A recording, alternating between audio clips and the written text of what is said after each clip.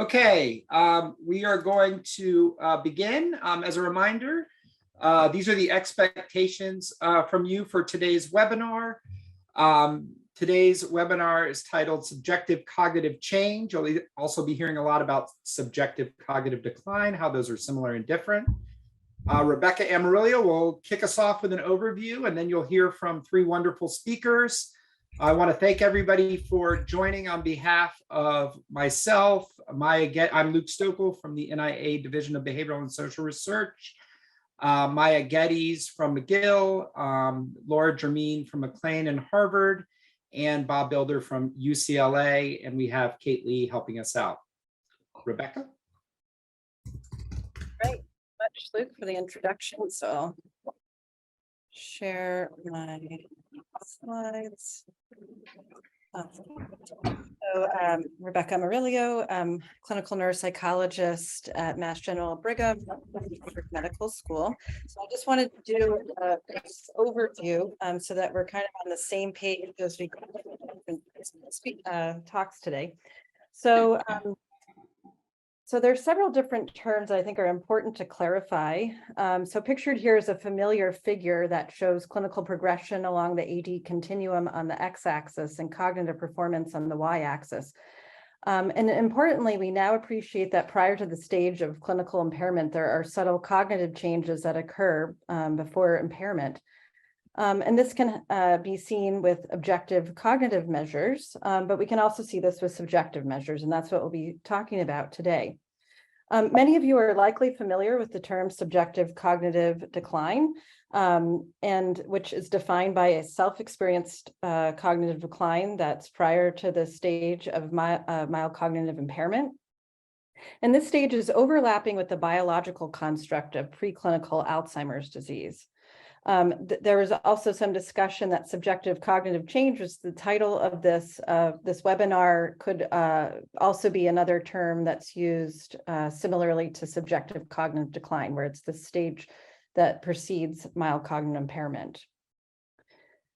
Moving on, here you can see that there's subjective symptoms or complaints or concerns. I kind of am bringing those all together, and those may peak during the stage of subjective cognitive decline, but actually can continue into the MCI stage.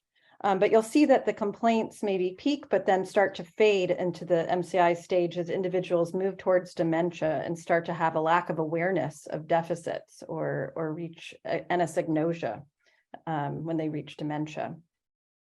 And then finally, I'd like to add study partner report to this picture. It's also a subjective report. It's not from the person themselves, but a person who knows the participant well. And so while there's evidence that complaints from study partners maybe don't come online until later in the disease continuum, study partners who know participants well may start to know changes even prior to MCI. And these subjective cognitive complaints or concerns or symptoms increase steadily throughout the disease, so actually get stronger as you reach dementia. So based on what I've just shown you, we might think about how we'd apply subjective report in a research study, such as a clinical trial, just as an example. So first off, using subjective report might be helpful as a screening measure at the start of a study. If, for example, we're trying to enrich for people who we think are more likely AD biomarker positive. Another point in the study in which subjective report could be useful is after we know biomarker status, that in individuals who are say amyloid positive as well as has SED may be more likely to progress during the course of a trial, which might help us to predict risk or to be able to track people who are more at risk.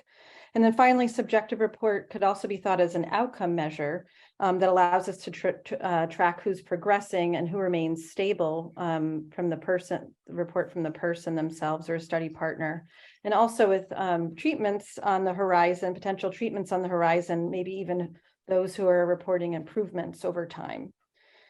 So thanks for your attention, just trying to get us on the same page for these excellent talks that we're about to hear. So I'll pass the baton over to Frank.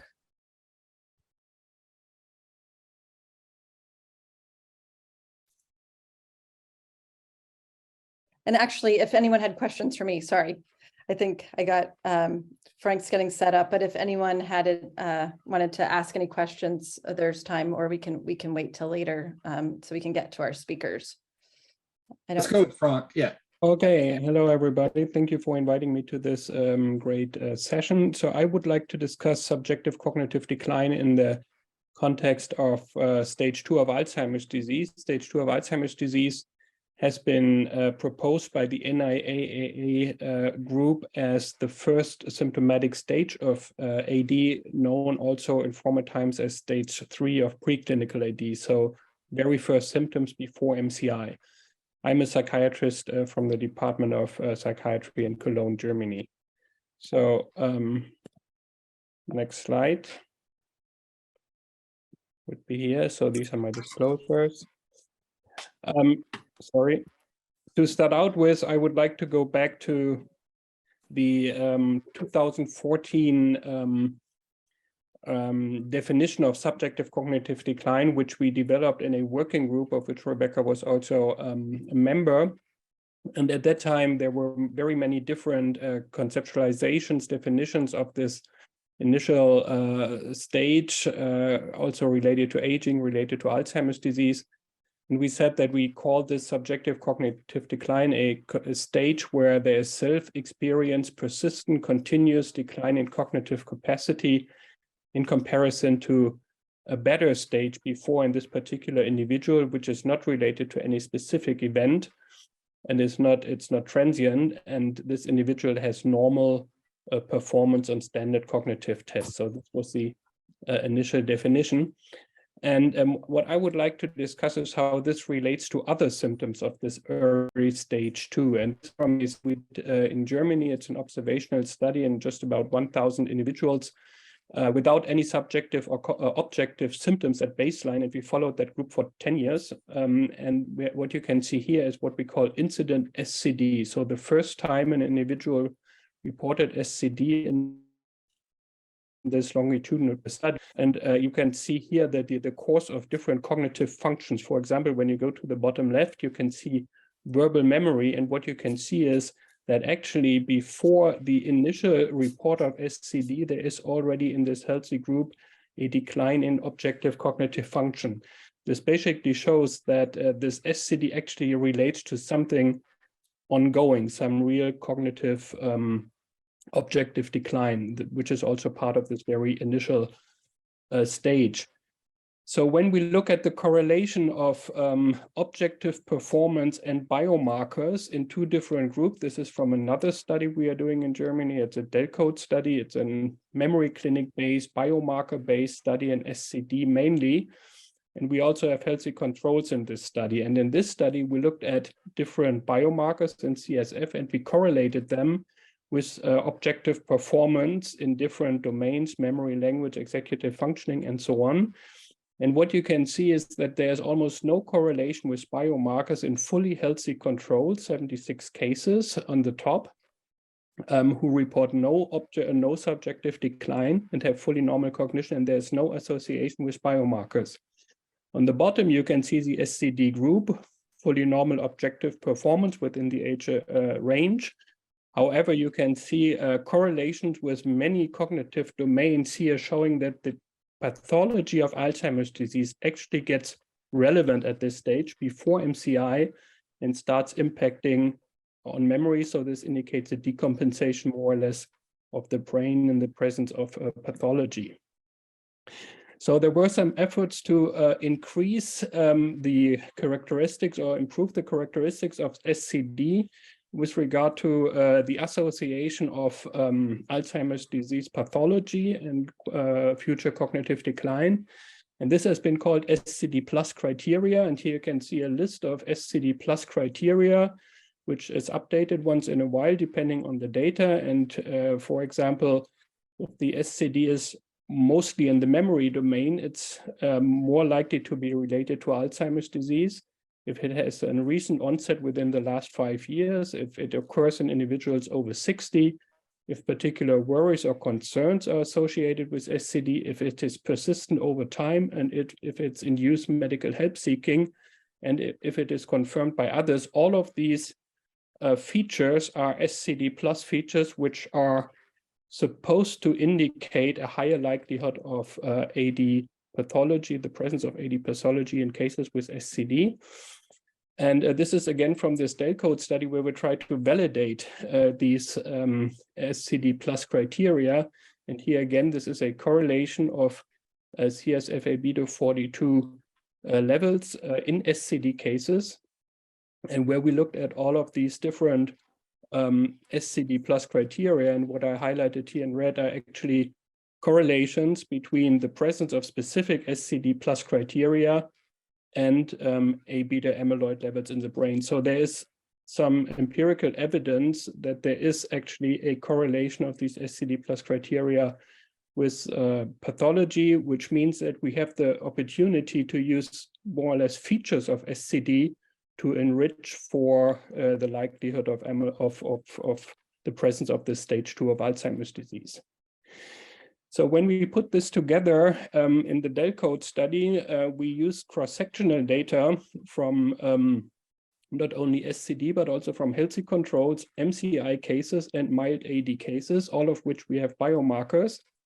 And if we use these clinical conditions of healthy controls, SCD, MCI, and early dementia, and look only at those cases who are actually amyloid positive, then we have the more or less operationalized stage 1 to 4 of Alzheimer's disease. 1 being fully asymptomatic preclinical, 2 being this transitional stage with SCD and subtle cognitive impairment or decline, stage 3 being mild cognitive impairment, 4 being mild dementia. And what you can see here are the trajectories, or they all derived from the baseline data. So the model trajectories of symptoms and of biomarkers. And symptoms are at the top. The blue line is the intensity of subjective complaints. Then we have the PAC, which is the light blue one, which goes down. It measures the objective cognitive performance. We have the NPI, which is the green one up on top. This is the neuropsychiatric inventory, so behavioral symptoms. And then we have all biomarkers. We have the A beta 42/40 ratio in CSF, total tau, phospho tau, and hippocampal volume. And what you can see is, and I think this is very interesting, that these symptoms and biomarkers, they all move more or less at the same time, it seems. So there is the notion that there is a very long preclinical phase is true, but I wouldn't say that there's a very long pre-symptomatic phase. So actually, if we look at very subtle and very mild symptoms, like for example, SCD, we can see quite a close relationship of SCD behavioral symptoms, subtle cognitive change with very early change in biomarkers. And I think this is very important for the understanding of the evolution of symptoms in AD. When we look at the longitudinal prediction, we can see that over 5 years, we followed these cases here in Delcode. Again, stage 1, healthy controls, no subjective symptoms, stage 2, subjective symptoms, either amyloid positive or negative. The only group that declines actually is subjective cognitive decline with amyloid positivity. Healthy controls without subjective decline, amyloid positive do not decline. So this again supports the fact that this is a particular stage and enriches for those who are likely to decline. 1 minute, Frank. This is a meta-analysis looking at current published studies using biomarkers to predict from SCD to predict MCI or dementia, and all these biomarkers actually predict MCI or dementia in SCD. And at the bottom one, if there is a full AD profile, so amyloid and tau positivity in SCD, there is an 11-fold increase of developing MCI or dementia within a number of years. So this is very similar to what we know from MCI. We see that also in SCD. So to summarize, I think it's important to understand that SCD actually indicates this very subtle objective decline. So it's not, doesn't stand for itself. It's an indicator of something changing, I would say. and SCD together with objective decline, mild behavioral symptoms has been proposed as stage 2 of Alzheimer's disease. And there's more and more data out there which validates this concept of this initial symptomatic stage of the disease. I think important, or there's more and more data that these subtle symptoms change in parallel with biomarkers, particularly with tau pathology. So tau pathology comes along when these first subtle symptoms come along. Amyloid may be a little bit earlier. And from the clinical, or not yet clinical, but clinical trials perspective, maybe we can see that biomarkers can be basically used in the same way they used in MCI to predict dementia. They can be used to predict MCI or dementia in SCD. So thank you for your attention. Great, thank you, Frank. That was excellent. I don't see any. I'll kick us off with a question, and hopefully people can add to the chat. I was wondering if you could speak a little bit more about the specific criteria in SCDs. So you mentioned from the SCD plus criteria. Have you found any differences? That the criteria are like a concern, noticing a recent change or persistence. Have you noticed that any of those particular features are maybe more relevant, or is it kind of you need to have all of the above? Or I know some of your previous work has really looked at like a concern that accompanies noticing a change. I don't know if you can speak a little bit more to these individual components. So I think one component we proposed initially, which has not really been very solidly validated, is confirmation or the feeling that one's own cognitive performance is worse than that of others. So this was, because this is one item of the GDS, it was proposed in early papers that it was really also like an SCD plus criterion, but this didn't really hold true. So the comparison, the own comparison with others is not a good indicator for, it's not an SCD plus criterion. I think that the two most important ones, I mean, of course, there's age. Of course, I mean, when you look at somebody who is 30 with SCD, the likelihood that this person will have Alzheimer's disease is very low. I think one is the consistency, the persistence. Also, when you ask people over time, so ask them now, ask them 12 months later, ask them 24 months later. And if they say first, yes, I have subjective decline, but 12 months later, they are normal again, then this is really not indicating that there's something going on. But if there's always a repeated report, we have 2 or 3 studies on that, then from different cohorts, then this really means something.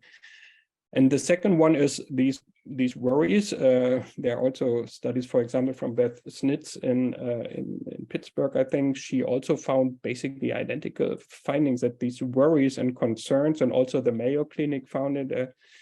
They really predict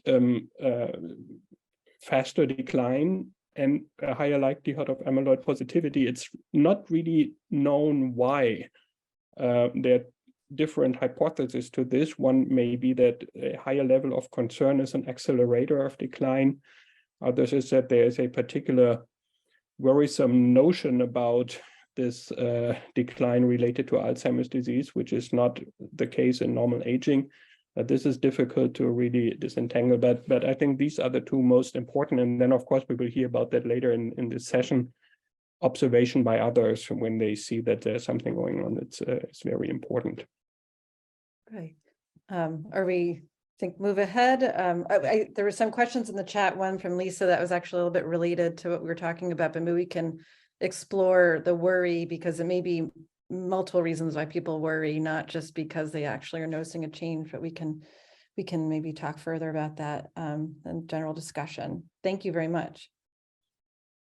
All right, so now we'll move on to Rachel.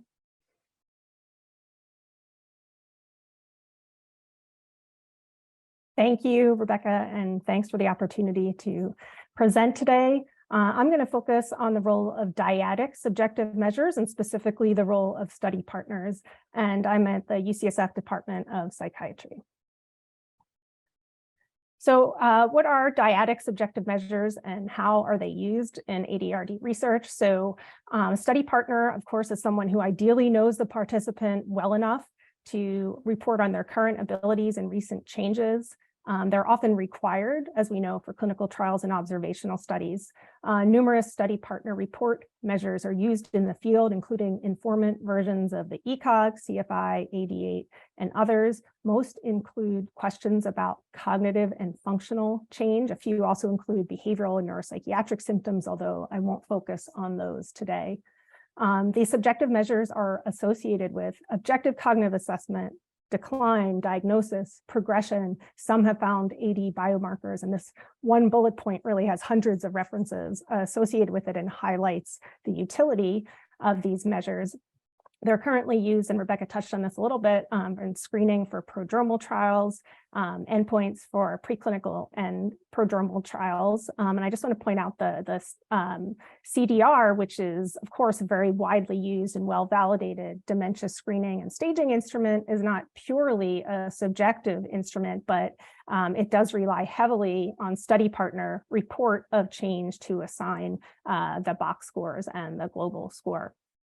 Other high potential high impact uses, I think, of these as screening for preclinical trials, longitudinal monitoring to predict future clinical progression and time to progression in clinical care settings, and possibly for population-based screening for risk of or presence of early stage impairment, and to help us identify suitable candidates to receive new anti-AD therapeutics. So what are the advantages and limitations? So major advantages include that these efficiently capture past change in a single administration. They include unique insight into outcomes that are important to families and related to the independence of the individual and their quality of life. They have good portability across cultures, languages, and education levels. They're easily adapted for remote unsupervised assessment, which makes them highly scalable. And a unique advantage specifically of study partner report is that compared to self-report, it's not influenced by this lack of awareness on the part of the participant about their own level of impairment, and is likely less influenced by other factors such as mood. Major challenges include, first, the lack of available study partner for many people, and this may disproportionately affect historically under-included groups. There could be variable accuracy due to many different things, how well the dyad knows each other, the cognitive status of the study partner, and other factors. The study partner may change over the course of the study, which can compromise reliability, and there can be privacy issues around ethics of disclosure of results when study partners are involved. So I wanted to give some examples of how we've used dyadic subjective measures in our research. Specifically, we've used the Everyday Cognition Scale, or ECOG. This consists of 39 items that show recent decline in instrumental activities of daily living, or complex activities of daily living, that map to 6 cognitive domains. There are self and study partner report versions. There's also more recently a shorter version and a version that's been updated based on input from diverse dyads. And we looked at this both in ADNI and in the Brain Health Registry, which is a longitudinal online study. We specifically looked at participants in BHR who had their remote data linked to in-clinic data, clinical diagnosis, and amyloid PET from these other studies. So first of all, in ADNI, we found that dyad ECOG is associated with cognitive decline and time to progression. And I know this first part of the figure is busy, but here I'm showing you a summary of results using linear mixed effects models to estimate the associations between dyad ECOG here, so self or study part report, and change in scores on a number of different neuropsychological tests in 902 participants, either cognitively unimpaired or MCI, that whole diagnostic group, or just those who are amyloid PET positive.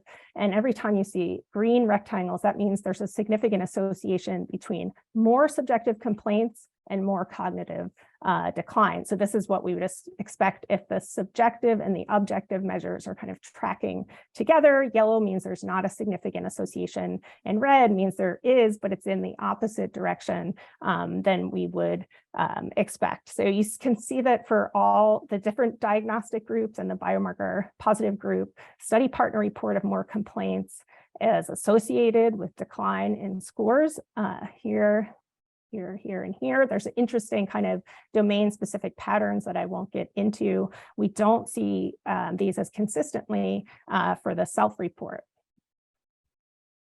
And we also found that in 420 participants who started out as normal, ECOG significantly predicts time to MCI progression. Both the self and study partner report are significant in this whole cohort. And then for the amyloid positive participants, only the self-report ECOG is significant. So I think these results show the ability of these dyadic measures to help predict future decline and progression.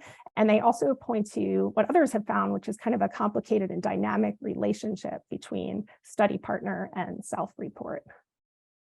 And then moving to the Brain Health Registry, the remote cohort, we investigated the accuracy of remotely collected variables. These are our predictors to distinguish cognitively unimpaired participants from those with MCI. That was a clinically confirmed diagnosis. So we developed a prediction model in 289 participants, 35% of whom had MCI, and this could accurately distinguish the diagnostic groups shown here. So in this model, greater levels of subjective complaints by the partner and the participant were associated with higher odds of MCI diagnosis, as we were just talking about this, memory concerns from both the study partner and the participant, lower accuracy on the Cogstate one-card learnings is an NBAC test of learning and memory, having a family history of AD and being older. And then we also externally validated this in a separate cohort of 245 participants, 18% of whom had MCI, with similar results, moderate accuracy and lower specificity. So I think this shows kind of a potential of these measures, maybe as a first step in a screening process to enrich for people with cognitive impairment. We also found that these same models accurately distinguished normal from amyloid positive MCI and amyloid negative and positive MCI with moderate accuracy. And I think one understudied area, which is important, is again, this dynamic relationship between self and study partner report, likely due to declining self-awareness of impairment.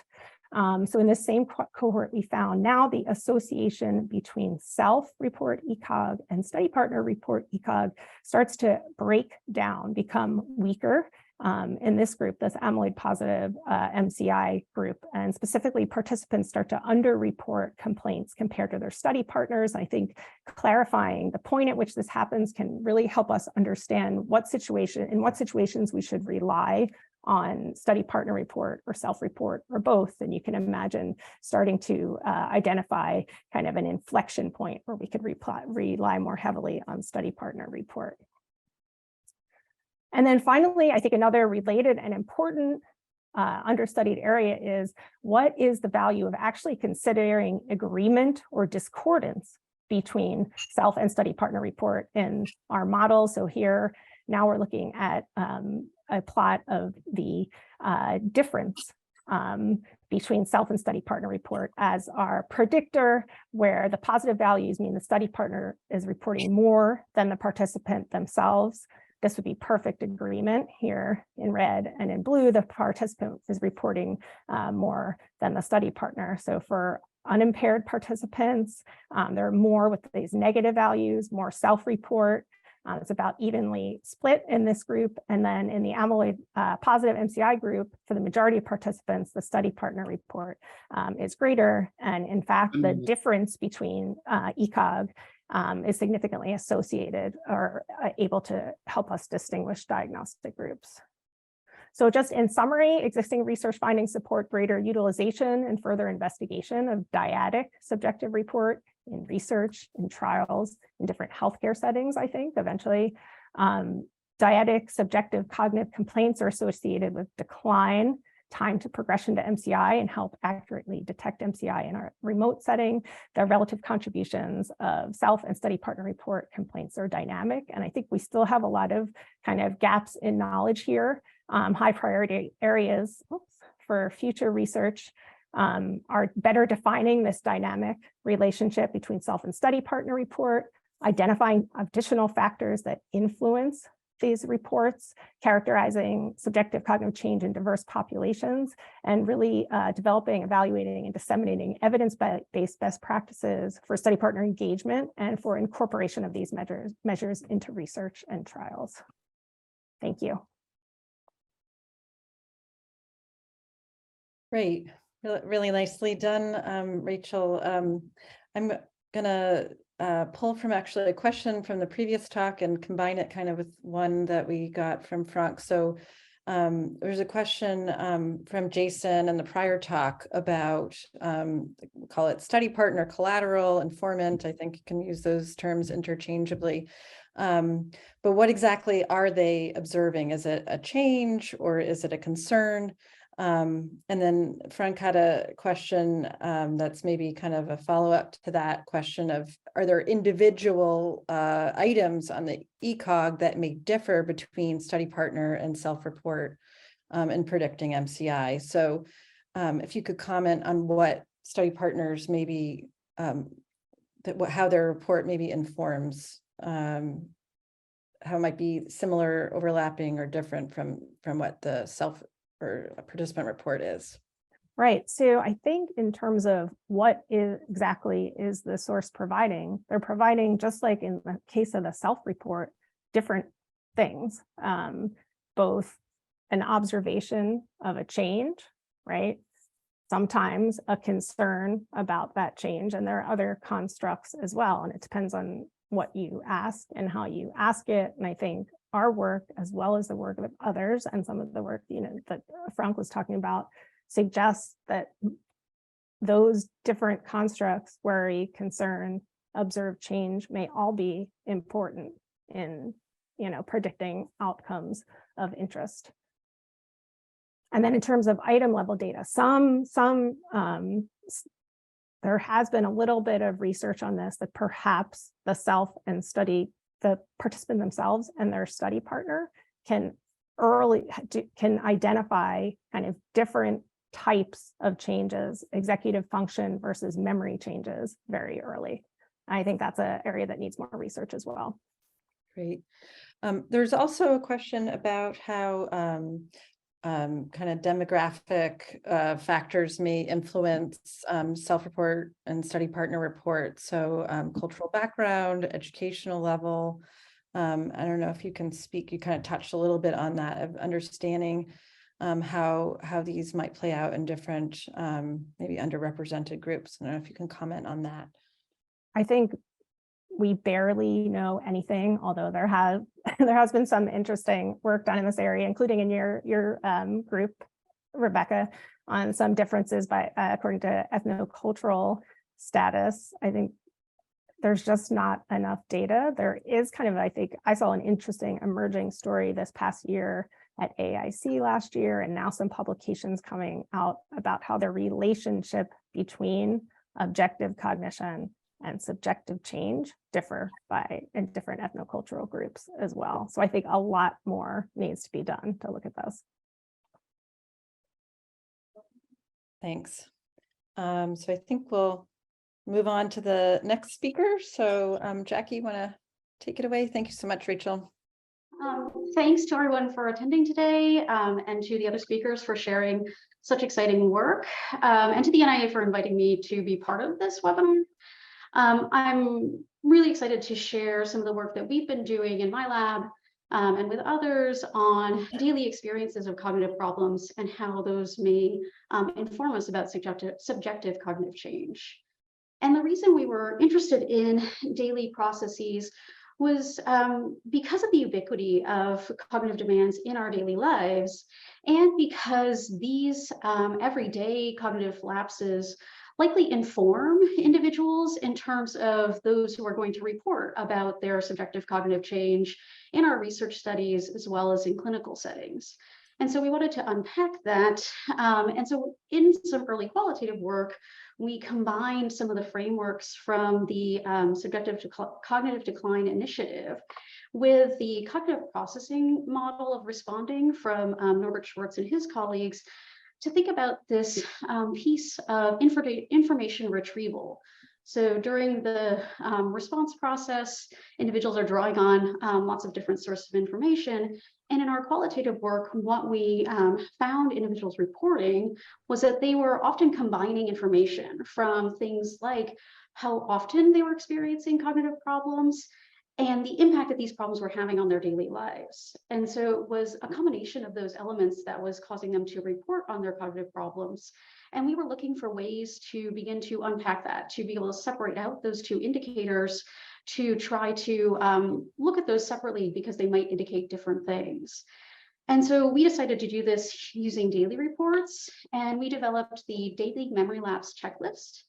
We developed this checklist focused on memory first because of some previous work that had been done by Siobhan Newport and her colleagues on memory lapses, as well as the fact that memory is one of the most important processes, I think, in our everyday lives. And so we were able to develop two checklists, one looking at prospective memory, or memory to do things in the future, as well as one looking at retrospective memory, remembering to do things in the past, or remembering content from the past. And this was useful so that we could get an index of how often or how many days individuals were experiencing these lapses. And we also did ask individuals about, sort of how much these lapses bothered them or impacted their daily life, but I won't have time to talk about that today in 10 minutes. So I'm going to focus on frequency. We've been very fortunate now to be able to deploy these measures in a number of different studies. I'm just going to talk two again for the sake of brevity, focusing on the ESCAPE study and the EAS, or the Einstein Aging Study. And these two studies share a very similar protocol. So they're both measurement burst designs where individuals complete 14 days of daily diaries. We go away for a while, then we come back and tap into them again and ask them to complete another 14 days of daily diaries. And so leveraging this design, we are then able to look at, first, just looking at age differences in these daily reports to see if we see consistent patterns. The ESCAPE study has individuals ages 25 to 65, whereas the EAS has individuals 70 years and older. Because this is a daily diary study, I do just want to highlight our compliance. So individuals completed between 80 and 90% of our daily diaries, suggesting good compliance with the protocol. And consistent with what we had hoped or expected, we do see age differences in terms of the frequency of everyday types of lapses that individuals may be experiencing, with our younger and middle-aged adults experiencing them on 20 to 30% of days, and our older adults experiencing them on 30 to 40% of days. However, and I think consistent with some of what Rachel told us about, there was a little bit more of a mix when we looked at the sort of individual categories within each of those types of lapses. So we can see in these radial graphs, we have the proportion of days with a lapse on the axes. And you can see our younger and middle-aged group in the solid line are reporting actually slightly more lapses around chores and appointments compared to our older adults in the dashed line around prospective memory lapses. For our retrospective memory lapses, we're seeing something more consistent with our age difference patterns, except for when we're talking about something that someone wanted to remember. And so that was kind of an interesting validation of being able to see these age differences across our items. But what is more important and more relevant to what we're discussing here today is, among our older adults, can we actually discriminate who in this group is actually experiencing subjective cognitive decline, as well as objective impairment related to MCI? And so we have the cognitive change index in the Einstein Aging Study, and we were able to classify individuals as having SCD or not, as well as we are identifying individuals who are experiencing objective mild cognitive impairment using the Jack-Bondi criteria. And so with those variables, I was able to create, we were creating 3 different groups to kind of look at the differences among our items. Normal cognition group who have no objective and no subjective impairments, so our subjective only group who have no objective impairment, and then our mild cognitive impairment group. Also, because EAS is focused on these types of daily assessments of folks at older ages, we were also able to expand our measure of daily memory lapses and include a list of other daily cognitive problems so that we could expand outside the memory lapse realm. And when we look at how these three groups differ, we see that there are the expected patterns that we would see across these three groups. So we have our normal cognitive folks in the solid line in the middle. Again, this is the proportion of days that they experienced a particular problem. We have our SCD group in the middle in the dashed line, and our MCI group on the outside in the dotted line. So this was some compelling evidence that the daily experiences did differ in our expected ways.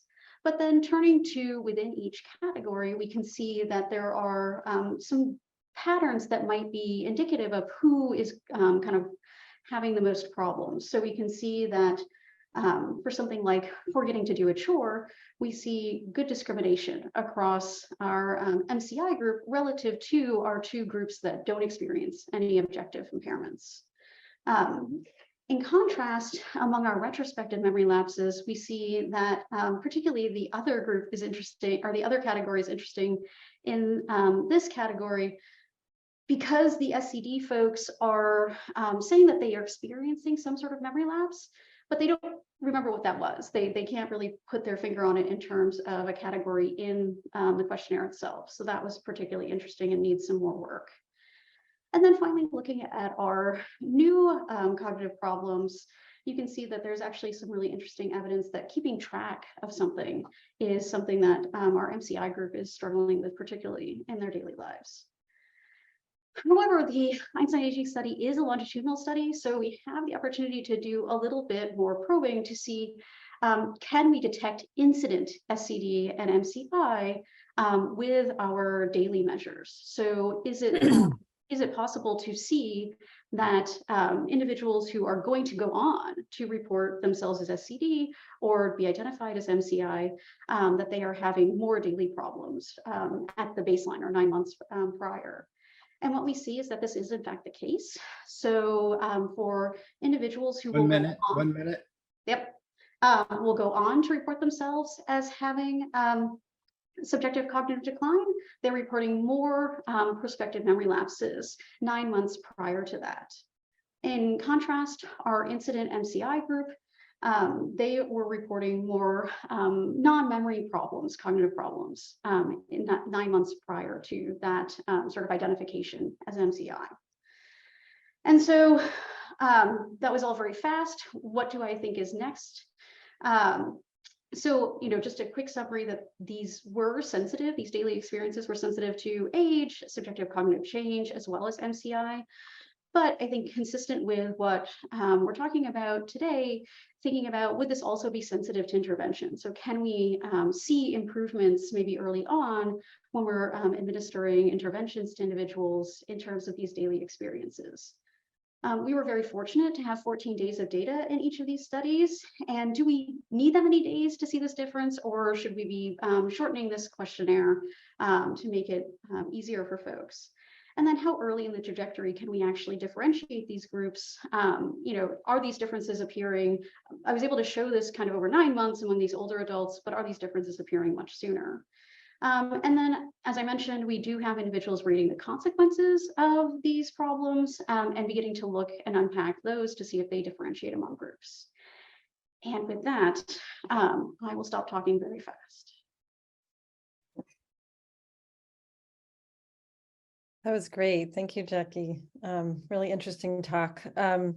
So there's a question from Laura that I'll ask here. So do you have a sense of which of these daily items was most correlated with objective cognitive performance at the time of assessment? And was that association, if known, related to how well they predicted MCI later? So that's a great question, Laura. That's something that we have been digging into. We, again, are fortunate, and I didn't want to sort of jump in on talks that are coming up. We also do have objective daily assessments of cognition, and so I haven't probed those more specifically at this point.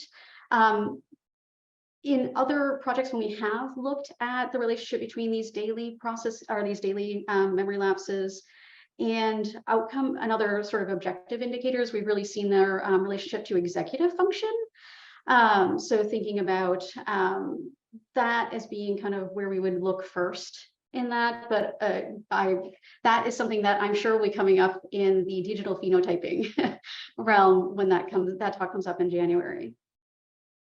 Great. And then another question is, given the diversity of the ESCAPE study, have you looked at race differences? We have looked at race differences some. I do control for age, race, and education in all of these models.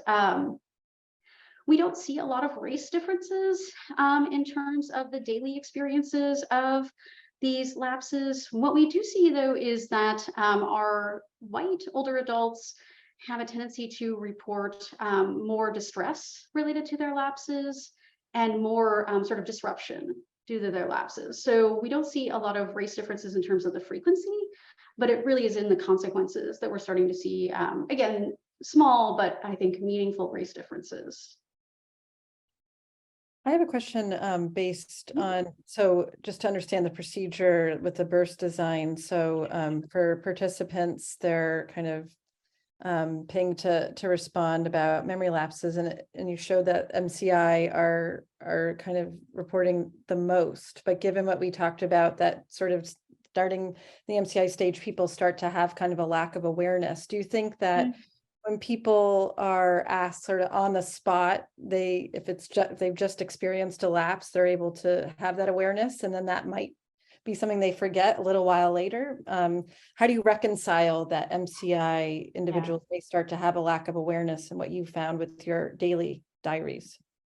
Yeah, so that's a great question, and it's something that we've thought about a lot in terms of thinking about how to design the measure. Because I agree with you that a lack of awareness, particularly as individuals are experiencing objective declines, is important, but I think we all have a tendency to forget the things that we've forgotten. And so our hope was that in providing a checklist and asking, kind of once a day, as opposed to asking individuals to retrospect over multiple days or months or whatever time frame, that would give individuals the opportunity to remember some of the things that they had forgotten.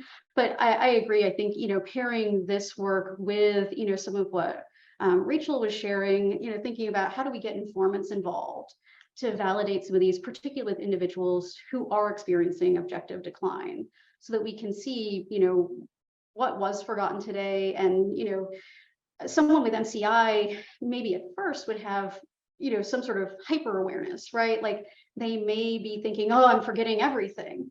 And so you might actually see an over reporting. So I think that there are a couple of directions that could go.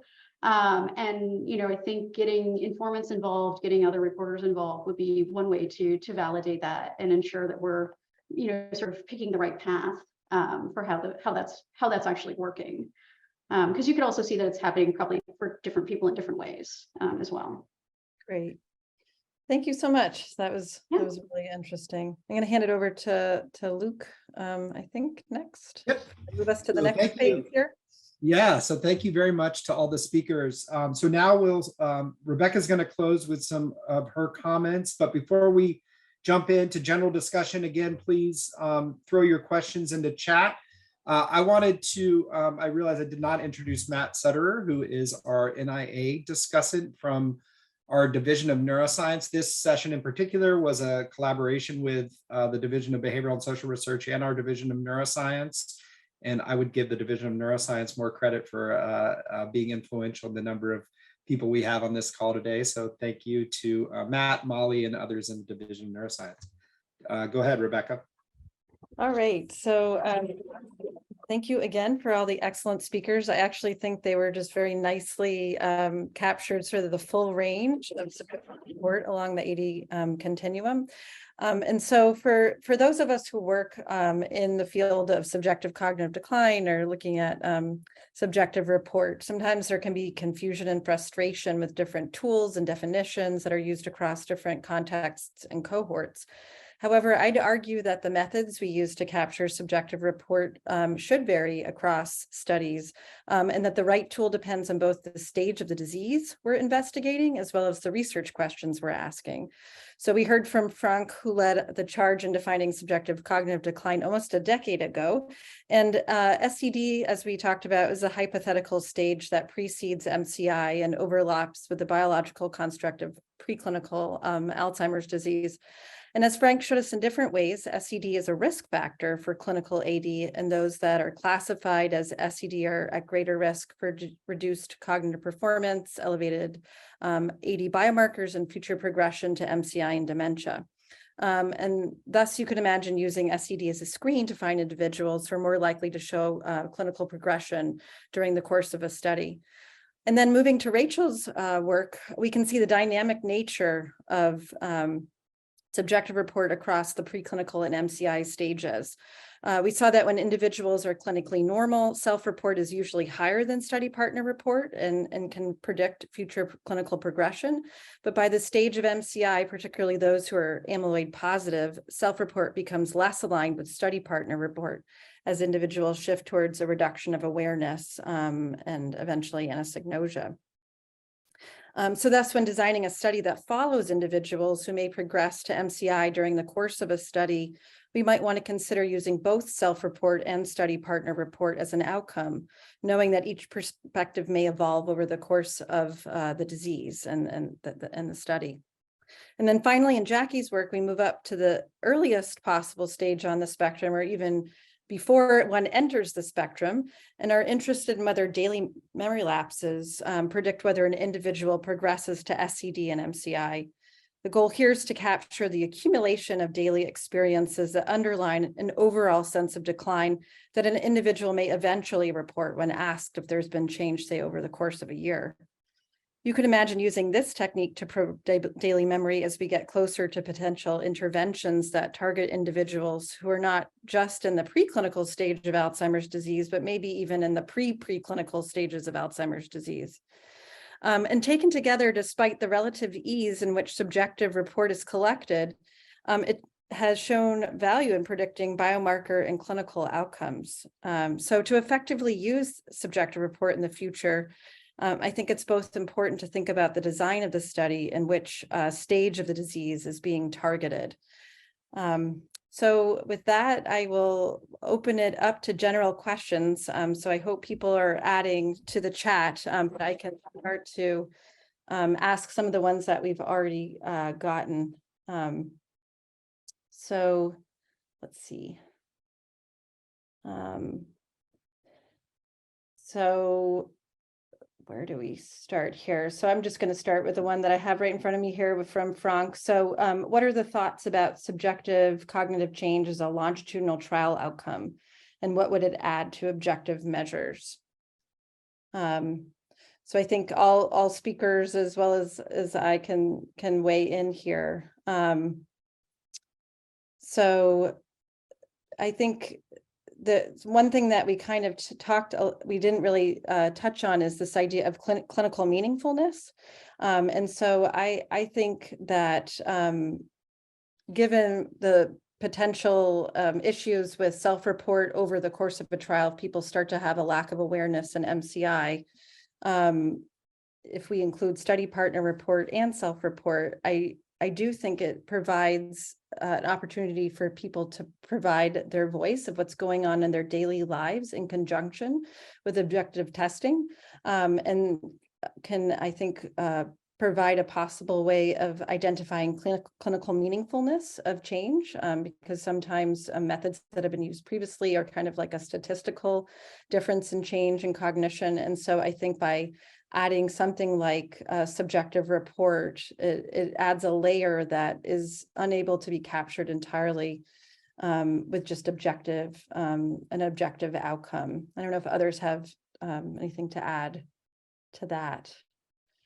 I just wanted to echo what you said, Rebecca. And, as I mentioned, I think one of the major advantages of this type of report is the ability to very efficiently capture, again, these complex activities of daily living that I think are often very important to individuals and families in terms of their ability to function in the world and maintain independence. So I think these could be extremely valuable added to objective measures, in addition to their ability to kind of track along with objective changes. Right. Yeah, and Oh, sorry, Rebecca. Go ahead. I'll just add that, I think that, being able to discriminate between individuals who are experiencing decline and are worried about it versus those who are not, I think worry could be a target. We know that anxiety and depression are, predictors, risk factors for developing more objective cognitive decline. And so, I think even if, we're not able to move the needle necessarily on cognition, being able to promote people's well-being is really important. And so I see that as being another aspect of kind of that everyday functioning piece. Yeah. And back to we talked a little bit about worry as being kind of this critical question that we ask. And there was a prior question that we didn't get to about somebody's personality, like neuroticism. We also know that subjective report is highly correlated with measures of depression scales and anxiety scales. And so I think previously there's been some concern about, like, are we just measuring something like the worried well? And so I don't know, maybe Franca, if you would maybe want to speak to, not everyone with subjective cognitive decline goes on to have Alzheimer's disease. And so how we kind of think about underlying personality or other neuropsychiatric symptoms that are maybe not necessarily related to Alzheimer's disease, how we tease that apart. I think that the majority of people with SCD will not get dementia within a certain number of years. I mean, even the highest rate I know of amyloid positive cases in memory clinics with SCD is only 40%. So 60% of even memory clinic SCD cases do not have Alzheimer's disease. And when we go to the large population, the majority does not have, with SCD, is not on the track to Alzheimer's disease. I think that's for sure. But neuroticism is actually a very interesting feature of getting dementia, or a risk factor of getting dementia. There is this nice study by David Bennett in neurology, I think 15 years ago, where they looked at the risk of dementia in the religious order study, the risk of getting dementia at the same level of AD pathology, depending on your level of proneness to how did they call it? Proneness to worry or proneness to something like that. So distress. Yes, proneness to distress. So it was like a neuroticism construct, and in the presence of the same amount of AD pathology, those who had this personality trait had a higher risk of getting a dementia. So this is a clear risk factor, which may be related to this fact that worry, when you ask about it, are actually an accelerator of progression. But I think, at least when we started with the SCD thing, we always controlled for depression or subtle depression, or used it as a covariate. And now I think that is wrong, because the initial manifestation stage of Alzheimer's disease is both. It's subtle depression, it's subtle mild behavioral symptoms, and subjective decline, and objective slow progression. So to make it as an unwanted confound, subtle depressive symptoms, is actually something which is both statistically not the best way, and also from the biology and from the evolution of the disease, it's actually a misconception. So it's part of this initial symptomatology. And of course, everybody knows that when you have depression without Alzheimer's disease, you also have SCD. This is why I think we need biomarkers to distinguish between those who have AD pathology and those who have not, because we can be very, very distinct and very clinically refined, but SCD is still unspecific. It is unspecific. It will always be unspecific. Keep that in mind. I just want to make sure we have time in the very few minutes we have. Lisa, did you have a question? I just wanted to follow up on his point about the worry and distress. We showed in the Chicago Health and Aging Project that proneness to distress was associated with risk of AD and faster decline in white people, but not Black people. I think that's really interesting in relationship to Jackie's finding that worry was a thing that was different in her cohort. So there's something about the worry that I think we need to find out more about what's going on there. Right, and that kind of leads into this question that we had also from Laura is, kind of circling back to any kind of ethnocultural biases or differences in subjective cognitive decline and how it relates to subjective cognitive decline.